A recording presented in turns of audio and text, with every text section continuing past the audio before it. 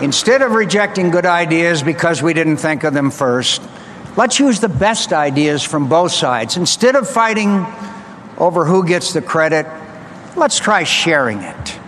This amazing country can do anything we put our minds to. I'll ask Democrats and independents to serve with me, and my administration will set a new standard for transparency and accountability. We're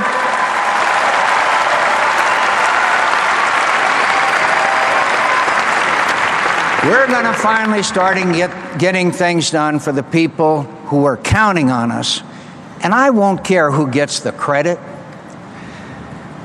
My friends, I've been an imperfect servant of my country for many years, but I've been her servant first, last, and always.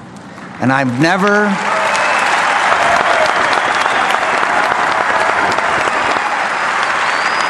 lived a day, in good times or bad, that I didn't thank God for the privilege.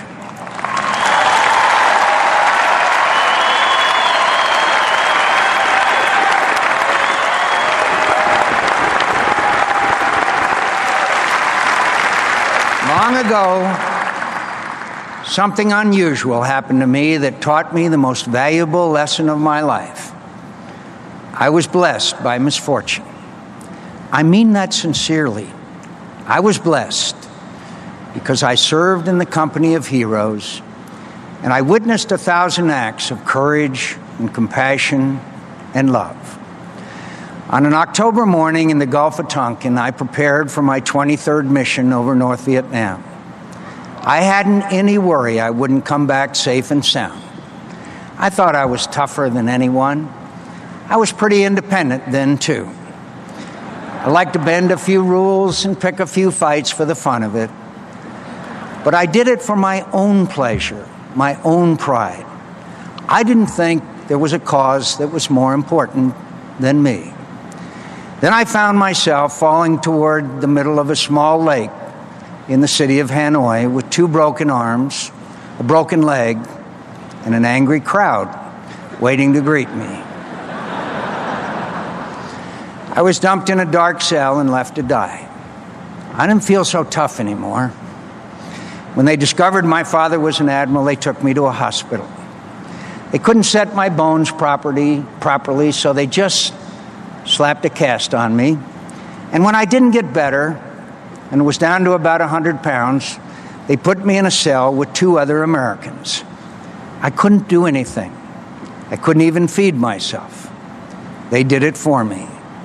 I was beginning to learn the limits of my selfish independence. Those men saved my life.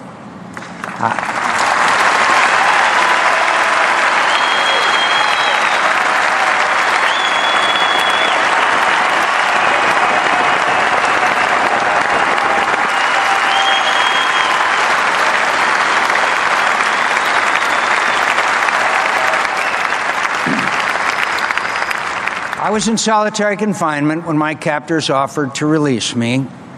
I knew why. If I went home, they would use it as propaganda to demoralize my fellow prisoners. Our code said we could only go home in the order of our capture, and there were men who had been shot down long before me. I thought about it, though. I wasn't in great shape, and I missed everything about America. But I turned it down. A lot of prisoners had it much worse.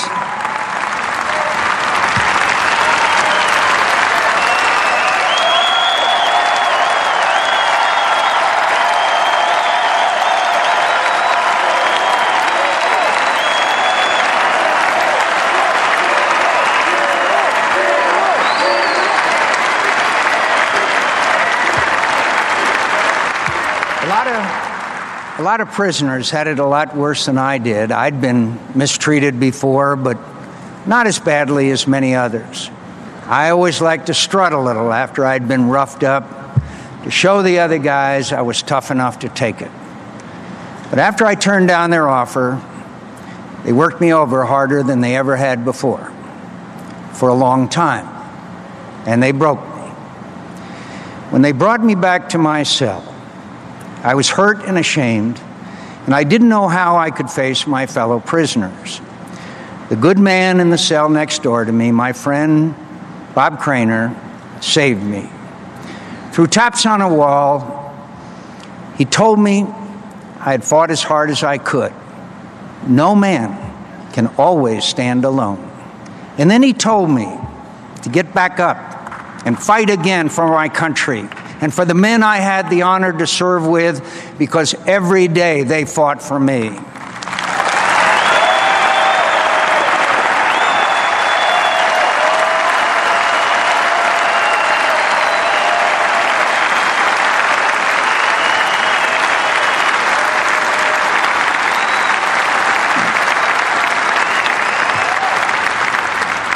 I fell in love with my country when I was a prisoner in someone else's.